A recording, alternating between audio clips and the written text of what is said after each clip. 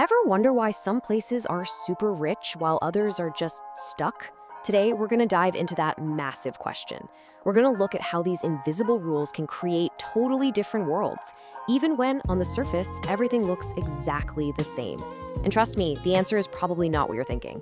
So let's start with a wild idea. What if the biggest thing that decides whether you're wealthy or poor isn't how smart you are or how hard you work, but just what side of a line on a map you happen to be born on? Sounds kind of crazy, right? Well, let's see how real it can get. To really get this, we're going to a place called Nogales. It's a city that's literally split in two by the US-Mexico border. You can practically stand in one country and wave to someone in another. It's one community, just sliced right down the middle by a fence. Okay, so on the Arizona side, life is pretty much what you'd expect in a modern American town. The average income is decent, you've got reliable public services, there's a sense of stability. But then you look just a few feet away, across that border fence, and wow, the picture completely changes.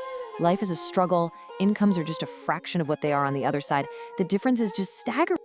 And here's the real head scratcher. The usual explanations for why one place is rich and another is poor, they just don't work here.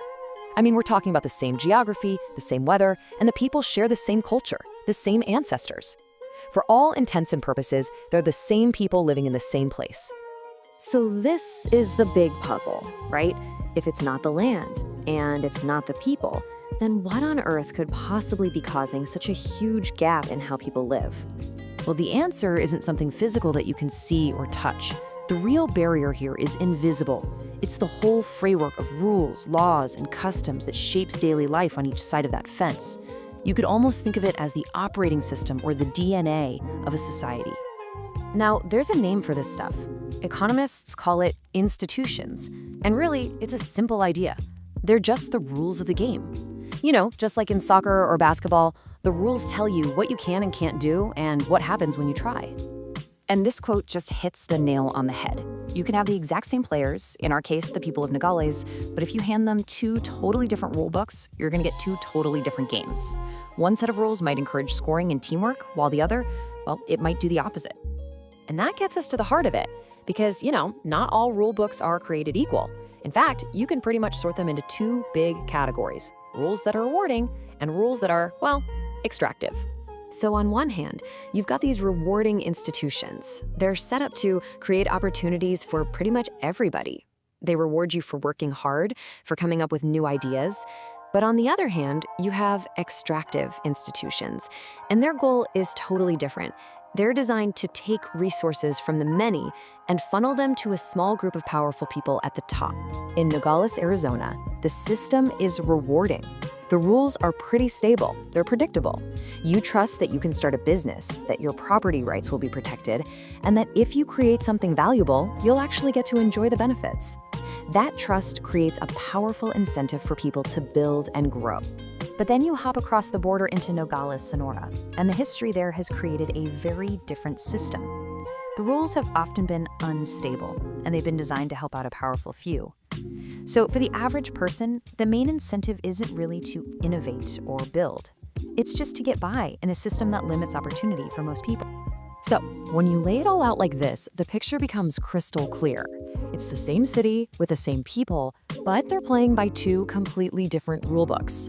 One system rewards creating value, and that leads to prosperity. The other is based on extracting value, and that leads to stagnation.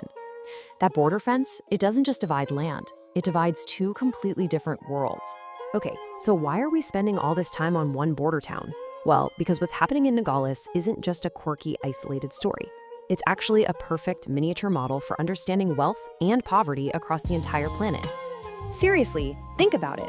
This same institutional divide helps explain why South Korea became this economic giant, while North Korea, with its brutal, extractive system, fell into poverty and famine. You've got the same people, same peninsula, same history, just radically different rules of the game. So the big takeaway here is this really simple but incredibly powerful chain reaction. The institutions, the rules, shape the incentives for people. Those incentives drive how people behave, and all of that behavior added up is what determines whether a society becomes prosperous or not. And that kind of leaves us with a final thought to chew on. Once you start seeing the world through this lens, through these invisible rules, you really can't unsee it. So the question for you is, what are the invisible rules shaping your world, in your country, in your job, even in your own community? And what can we do to make the rules of the game a little bit better for everyone?